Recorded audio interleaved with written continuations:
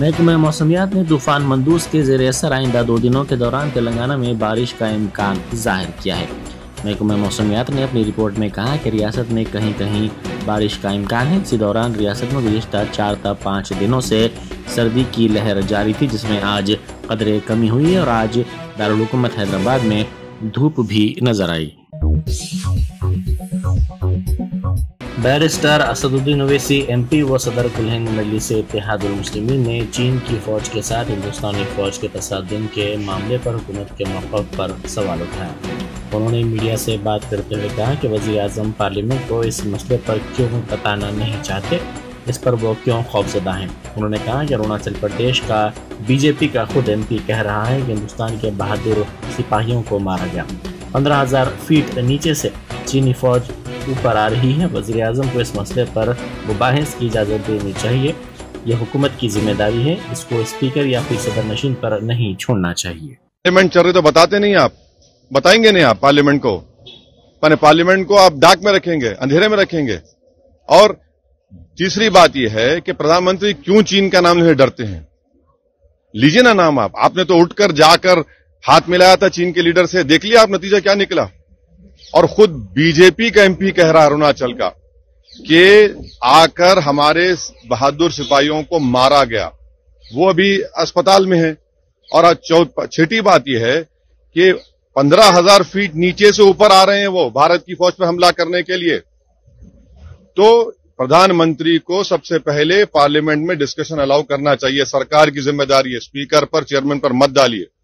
देश जानना चाहता है कि देश के प्रधानमंत्री आखिर इतना क्यों डर रहे हैं चीन का नाम लेने से। पॉलिटिकल लीडरशिप नहीं दिखा रहे हैं, कोई सवाल नहीं उठ रहा है हमारी बहादुर फौज की बहादुरी पर। यहां पर बुज़दिली के मज़ाहिर अगर कर रहा है तो देश के प्रधानमंत्री उनकी सरकार कर रही है। हाउस में आप क्या डिमांड करेंगे? हमने एडजर्न मोशन डाला है। सरकार को, स्पीकर को कहना चाहिए खड़े होकर कि हम उसको कबूल करते हैं, डिस्कशन करवाइए। छुपाने की क्या बात है, डरने की क्या बात है। देश के प्रधानमंत्री के पास 56 इंच का सीना है तो दिखाइए, पॉलिटिकल लीडरशिप लीजिए। चीन को हटाइए उस जमीन से जहां भारत की जमीन है, जहां पर चीन कब्जा करके बैठा है। और डोकलाम में प्रधानमंत्री ने कहा था कि डिसएंगेजमेंट हो गया। कहां डोकलाम में डिसएंगेजमेंट है? चीन बैठा हुआ है वहां पर आज भी डोकलाम में। रक्षा मंत्री बयान देने वाले हैं आज 12 बजे। बयान नहीं, हम डिस्कशन चाहेंगे। बयान देकर भाग जाना कि सरकार की बुज़दिली होगी पीठ दिखाकर। आप डिस्कशन करवाइए, सुनिए, हमको अपनी बात रखना है। और बल्कि प्रधानमंत्री से अपील करेंगे, डिमांड करेंगे कि जिस जगह पर 9 तारीख को क्लैश हुआ है वहां पर एक ऑल पार्टी एमपीज को लेकर जाइए, मैं आने को तैयार हूं। असद साहब, वजह क्या मानते हैं आप? तो आप क्या वजह मानते हैं कि बार बार चीनी सैनिक इस तरह की हिमाकत करते हैं? हिमाकत इसलिए कर रहे हैं क्योंकि देश के प्रधानमंत्री कमजोरी को जान चुके हैं। चीन जानता है कि प्रधानमंत्री कभी भी इस बात को नहीं मानेंगे कि चीन भारत की जमीन पर कब्जा करके बैठा है। उनका image. Barrister Asaduddin Owaisi MP व सदर मजलिस की हिदायत पर मजलिस रुकन कौंसिल मिर्जा रियाजुल हसन आफंदी ने सदर नशीन वक्फ बोर्ड मसीउल्लाह खान और डॉक्टर निसार हुसैन हैदर आका रुकन बोर्ड के साथ तिरुमलगिरी के SHO से मुलाकात की और कोहे इमाम जामिन में गैर मजाज तामीरात को रोकने का मुतालबा किया। इस मौके पर मीडिया से बात करते हुए मौलाना निसार हुसैन हैदर आका ने कहा कि दूसरे सर्वे से दोनों फरीकैन ने इत्तेफाक किया है, जिसके लिए दरख्वास्त दी जाएगी। उन्होंने कहा कि बहर सूरत औक़ाफ़ी इजादात का तहफ़्फ़ुज़ किया जाएगा। नाज़रीन कराम, आज तेलंगाना स्टेट वक्फ बोर्ड के चेयरमैन मसी साहब और MLC रियाजुल हसन आफंदी साहब और मैं खुद यहाँ पर पहाड़ पर आए हैं और ये जो डिस्प्यूट लैंड का चल रहा है उस सिलसिले में हम यहाँ पर पहुँचकर हमने सर्कल इंस्पेक्टर से और दूसरी पार्टी से बहुत देर गुफ्तगू होती रही और मुझसे नक़ीब मिल्लत अलाज बैरिस्टर असदुद्दीन ओवैसी साहब और हबीब मिल्लत जनाब अकबरुद्दीन ओवैसी साहब ने कहा कि आप गोल्डी साहब और चेयरमैन साहब जाएं और जाके इस मसले का हल निकालें और ये जो प्रॉब्लम चल रहा है उसको हल करें। इसलिए हम वक्फ बोर्ड से तैयारी के साथ सारे पेपर्स को लेकर यहाँ पर आए और आकर हमने गुफ्तगू की। उन्होंने अपने पेपर्स को बताया, हमने अपने पेपर्स को बताया। आखिर में ये तय पाया कि यहाँ पर एक सेकंड सर्वे किया जाए। तो सेकंड सर्वे के लिए एप्लीकेशन दिया जाएगा, कल ही से कार्रवाई की जाएगी और चेयरमैन साहब ने कहा कि इस पर काम किया जाएगा और उस वक्त तक के कोई यहाँ पर काम नहीं होगा जब तक कि कोई सेकेंड सर्वे नहीं आ जाता। तो एक तमाम मोमिनीन को इत्तला दी जाती है कि 1 इंच भी प्रॉपर्टी जो है यहाँ पर जिसका हक है उसको मिलता रहेगा, और जिस हद तक भी जाना पड़ेगा हम उस हद तक जाएंगे, और जो औकाफ है उसका सेफगार्ड किया जाएगा। और हमारे चेयरमैन साहब और नकीब मिल्लत और हबीब मिल्लत रियाजुल अफंदी, हम लोग इसके पीछे हैं। ये ना सोचे कि आप कोई किसी के जहन में ये ना बात आए कि औकाफ की जायदाद को ऐसे छोड़ा जा रहा है। मुस्लिम यूनाइटेड फेडरेशन ने 12% मुस्लिम तहफ़्फ़ुज़ात बेघर मुसलमानों को औक़ाफ़ी अराज़ी लीज पर देने और दीगर मुतालबात पर भूख हड़ताल की। इस मौके पर सूफी खैरुद्दीन कादरी सदर फेडरेशन ने गरीब मुस्लिम मैयतों की तदफीन के लिए 10,000 रुपये जारी करने, औक़ाफ़ी अराज़ियात बेघर मुसलमानों को लीज पर देने का मुतालबा किया। उन्होंने कहा कि 12% तहफ़्फ़ुज़ात और वक्फ़ बोर्ड को अदालती इख्तियारात देने के मामले में धोखा दिया गया है। उन्होंने कहा कि यह एहतजाज पहला कदम है, इलेक्शन तक फेडरेशन खामोश नहीं रहेगी, तेलंगाना भर में इस सिलसिले में तहरीक चलाई जाएगी। उन्होंने वक्फ़ बोर्ड के मुलाजमीन के खिलाफ तहक़ीक़ात का भी मुतालबा किया और कहा कि रिश्वतखोर अहदेदारों के खिलाफ सख्त से सख्त कार्रवाई की जाए। क्या हैसियत है और मसीहुल्लाह तुम्हारी क्या हैसियत है, क्या औकात है तुम्हारी? हाँ, क्या आप वक्ते बाद में 5,000 रुपये जो ना बंद कर दिए आप, क्या तुम्हारे जेब से दे नहीं? हम ये मुतालबा कर रहे हैं कि फौरी तौर पर गरीब मुस्लिम मैयतों के लिए 10,000 रुपये जारी किया जाए। और हमारा ये एहतजाज ये तो पहली कड़ी है, पहला कदम है ये। अब हम इलेक्शन तक हम खामोश बैठने वाले नहीं हैं, और ये सिर्फ शहर में चलने वाला नहीं है, ये हम पूरे तेलंगाना में ये तहरीक चलाएंगे। हम ये केसीआर साहब, हम आपका पीछा छोड़ने वाले नहीं हैं, क्योंकि 8 साल 9 साल आपको बहुत वक्त दे दिए, अब हम आपको वक्त देंगे नहीं। गरीब मैयतों के लिए 10,000 रुपये हम फौरी तौर पर इमदाद जारी किया जाए। और अहम हमारा मुतालबा है कि आज जो वक्फ इमलाक जो अराजी पड़े हुए हैं, एक तो हुकूमत कब्जा करी, दूसरे लैंड गिरावर कब्जा कर रहे हैं, तो अरे हकदार मुसलमान हैं और हमारे हक को लूटा जा रहा है, तो हम कब तक खामोश बैठेंगे? अब हम ये मुतालबा करते हैं कि वक्फ एक्ट के तहत, वक्फ कानून के तहत और मंशा वक्फ के तहत, हम मंशा वक्फ के खिलाफ भी हम कोई मुतालबा नहीं करते। हम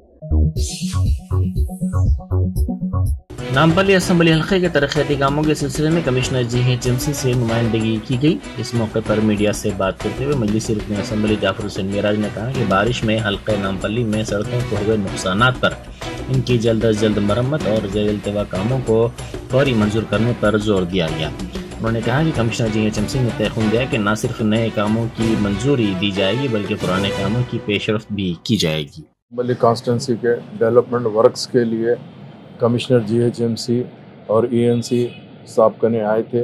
मेरे साथ में नामपल्ली असम्बली कॉन्स्टिट्यूंसी के तमाम कारपोरेटर्स, जनाब मोहम्मद माजिद हुसैन साहब, एक्स मेयर कारपोरेटर मेहदीपट्टनम, जनाब आरिफ रिजवान साहब, रेडल्स नुमाइंदा कारपोरेटर, जफ़र खान साहब, मल्लापल्ली नुमाइंदा कारपोरेटर, डॉक्टर कासिम साहब, विजयनगर नुमाइंदा कारपोरेटर, जनाब सरफराज सिद्दीकी साहब, अहमदनगर नुमाइंदा कारपोरेटर, जनाब मूसा साहब, आसिफ नगर नुमाइंदा कारपोरेटर और महमूद हुसैन इंजीनियर साहब, एक्स कोऑप्शन मेंबर और मजलिस इत्तेहादुल मुस्लिमीन के तमाम यहाँ पर जिम्मेदार तशरीफ लाए थे।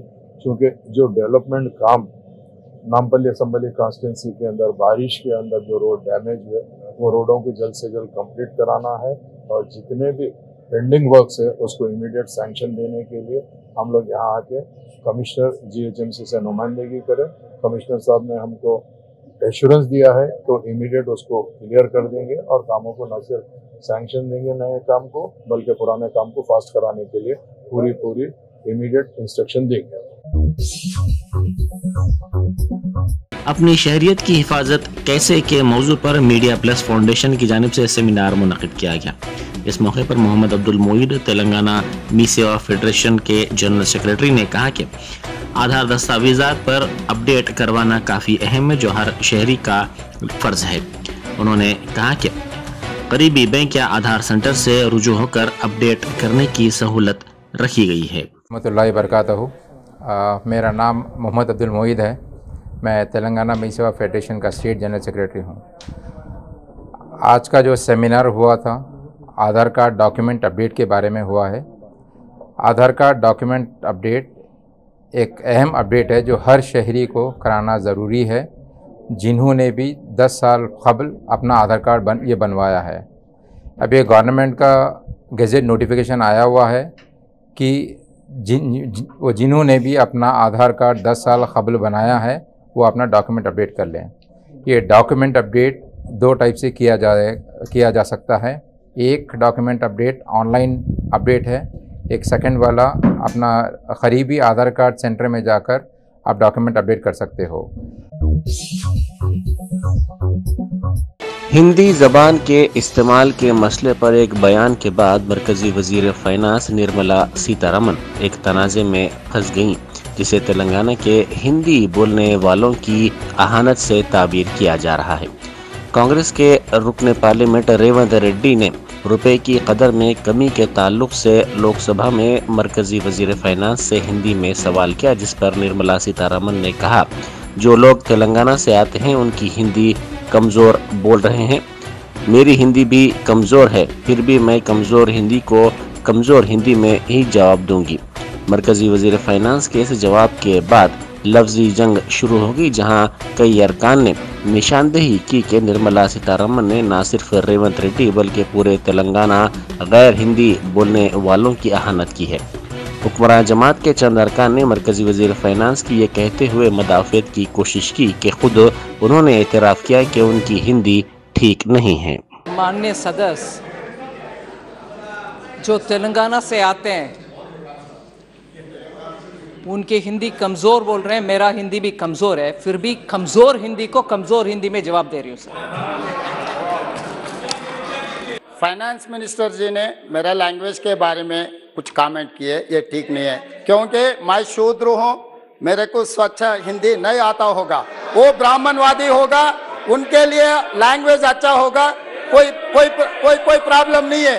ऐसे थोड़ी यहाँ पर चर्चा हो रहा है हाउस का अर्थशास्त्र के बारे में चर्चा हो रहा है।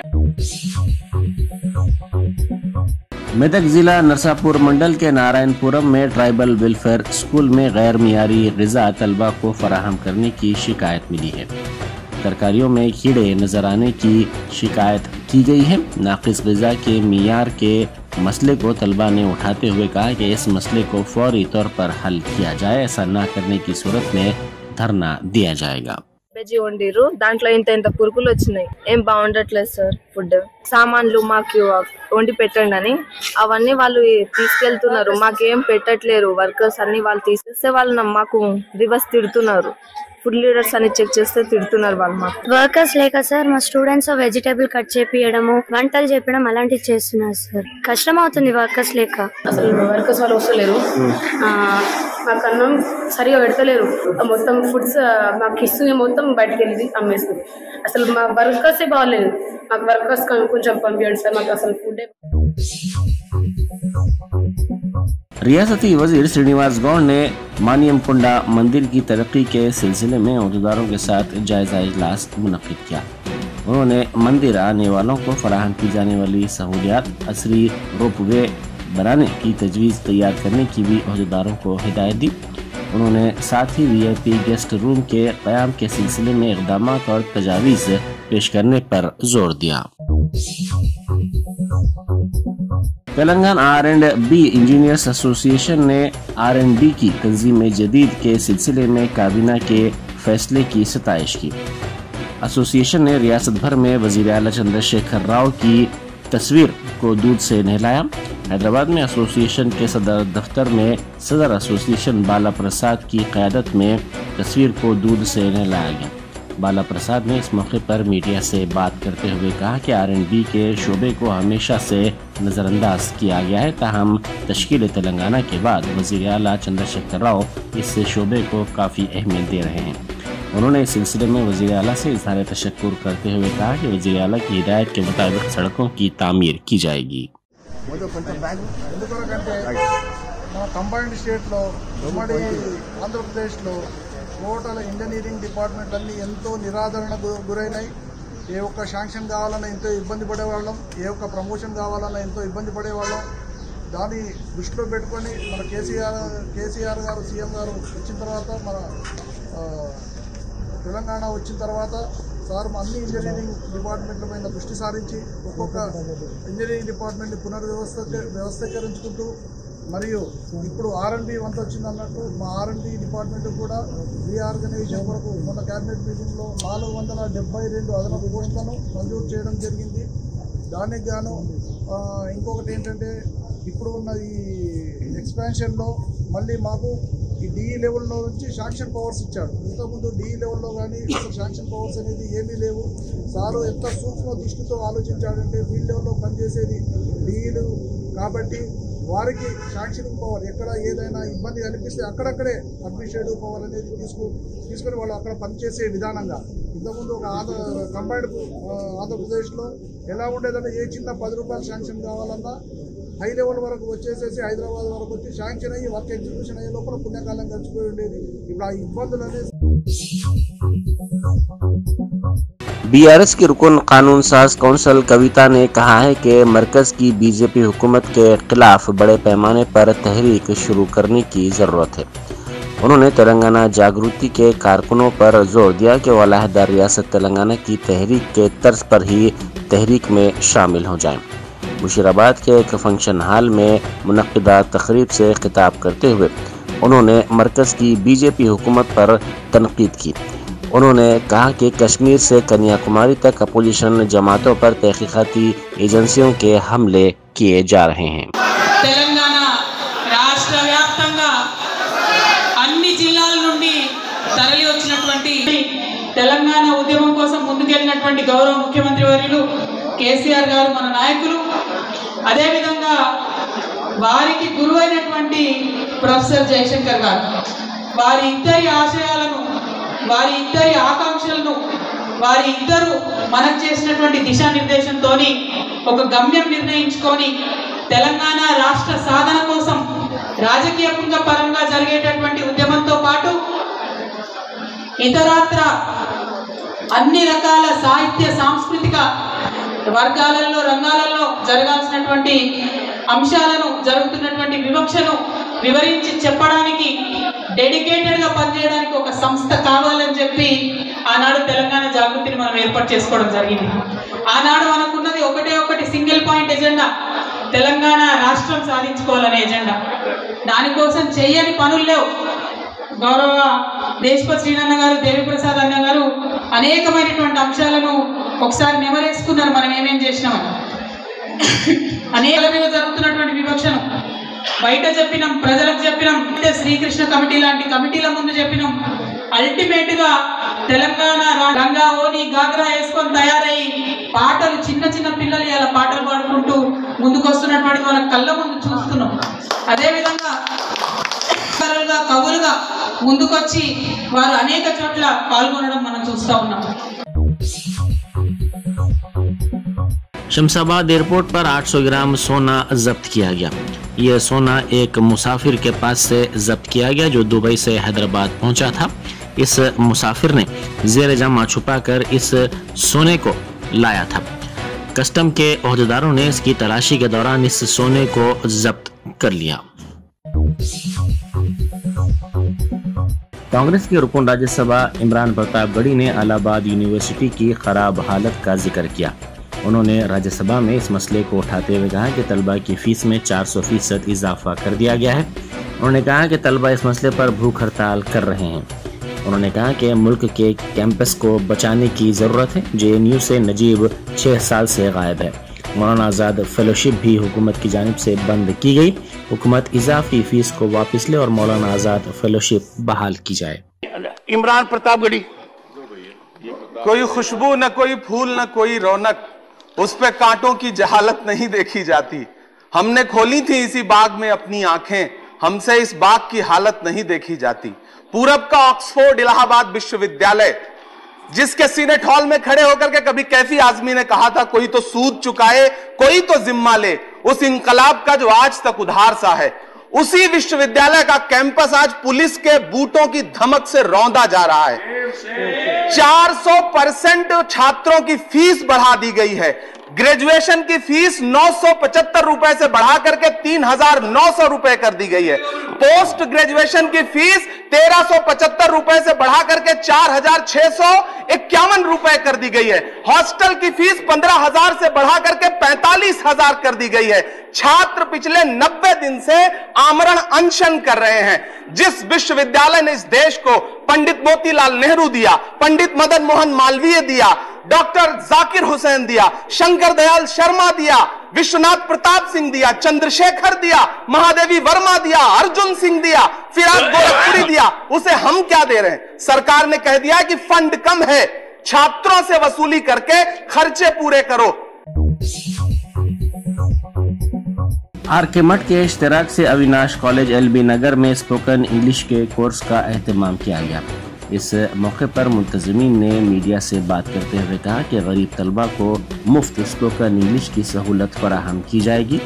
आला तजुर्बेकार पेशावरों के जरिए स्पोकन इंग्लिश की क्लासेस का एहतमाम किया जाएगा। उन्होंने कहा कि मसाबिकती दौर में अंग्रेजी काफ़ी अहम है। I am Srinath, communication skills trainer, trained at the English and Foreign Language University by highly qualified professors, and also the Ramakrishna Math, which is so here we have around 40 students, and they are taking training under Sharada Sadguna Samiti Extension Center of Ramakrishna Math, and this extension center is offering these services for last 3 months. Here we are providing junior and a basic batch. In each batch we have 20 students. Here we offer 36 days program, weekly 3 days, and here we teach the learners lot of things: presentation skills, communication skills, interview skills, negotiation skills, whatnot, whatever they require in their life to come up in their employability. We teach all of them in these 36 days. They also know letter writing, resume writing, and also email writing. To make our classes very interactive, we conduct pair activities, group discussions, elocutions, and also we conduct exams to know what they have learned theoretically. So we focus on grammar, we focus on vocabulary, and to check to what extent they have improved their vocabulary and also grammar, we conduct a written test and we give them the marks and also provide doubts clarification session towards the end of the every exam. That way, we conducted in 3 months 3 exams and also 3 presentations. These are official. Unofficially, we have lot of speaking activities in the class. ख़वातीन पर जिनसी हमलों के वाक़यात में रोज़ ब रोज़ इजाफा होता जा रहा है। हॉस्टल्स की तालिबात का कोई तहफ़्फ़ुज़ नज़र नहीं आ रहा है। वरंगल में 253 खानगी हॉस्टल्स हैं, जिनमें 2500 तालिबात हैं।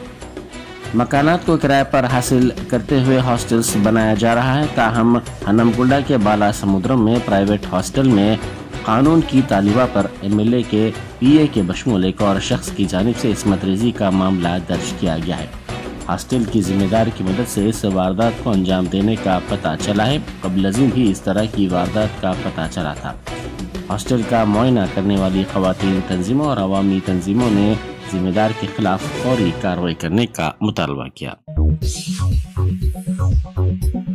रेगुलवाड़ा में ज़ईफ खातून को बेहोशी की दवा देकर उसको एक खातून ने लूट लिया। दर्शन के लिए आने वाली सरोजा नामी ज़ईफ खातून को बेहोशी की दवा देकर इस नौजवान खातून ने उसका कीमती सामान लूट लिया। सीसीटीवी फुटेज की बुनियाद पर मुलजिमा को गिरफ्तार कर लिया गया। पुलिस ने इस जुर्म में साथ देने वाले एक और शख्स को गिरफ्तार कर लिया। पुलिस ने कहा कि हेमा नामी मुलजिमा तन्हा जाने वाली ज़ईफ ख़वातीन को निशाना बनाया करती थी। एसएफआई के कौमी सदर वीपी सानू और जनरल सेक्रेटरी मयक बिस्वास ने कहा है कि तालीम और रोजगार में तहरीक की ज़रूरत है। उन्होंने गैर साइंटिफिक नई तालीमी पॉलिसी की मुखालिफत की। उन्होंने एसएफआई ओयू कमेटी की जानिब से उस्मानिया यूनिवर्सिटी में मुनक़िदा प्रेस कॉन्फ्रेंस से खिताब करते हुए कहा कि तलबा के 850 नुमाइंदे जिनका ताल्लुक 29 रियासतों से है, इस एसएफआई की 17वीं ऑल इंडिया कांग्रेस में शिरकत कर रहे हैं, जो 13 ta 16 दिसंबर मुनक़िद होने जा रही है। उन्होंने तलबा पर जोर दिया कि वो तालीम को कामयानी और जाफरानी की मुखालिफत करें। అనేక ఉద్యమాలకు ఊపిరి పోసేటువంటి ఆర్ట్స్ కాలేజ్ ముందు సాంస్కృతిక కార్యక్రమాలు కూడా నిర్వహిస్తున్నాం. మొదటి రోజు తెలంగాణ సాయుధ పోరాట నాటిక వీర తెలంగాణ నాటిక ఉంటది. అదేవిధంగా రెండవ రోజు మూఢనమ్మకాలు వైజ్ఞానిక ప్రదర్శన ఉంటది.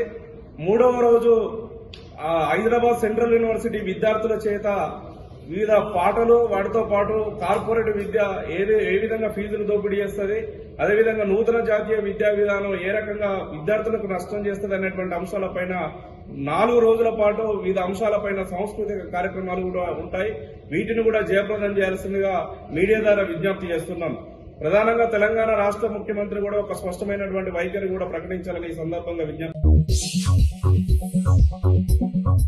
Germanton super speciality hospital, doctor Mir Jawad Zar Khan, senior experienced orthopaedic surgeon, bone fracture, joint replacement, hip replacement और स्पाइन सर्जरी कामयाबी से अंजाम दे रहे हैं। इसके अलावा neuro surgery, cardiology, gynaecology, dental, general medicine, dialysis और फिजियोथेरेपी जैसे शोबाजात में इंतहाई कामयाबी के साथ वाजबी फीस में इलाज किया जा रहा है। शेयरिंग और प्राइवेट रूम्स, अस्पताल में 24 घंटे MRI, CT scan, 2D digital xray, ultrasound, operation theatre, ICU और लैब की सहूलत दस्तयाब है। आपकी उम्मीदों के ऐन मुताबिक Germanton super speciality hospital, pillar number 150, Attapur, Hyderabad.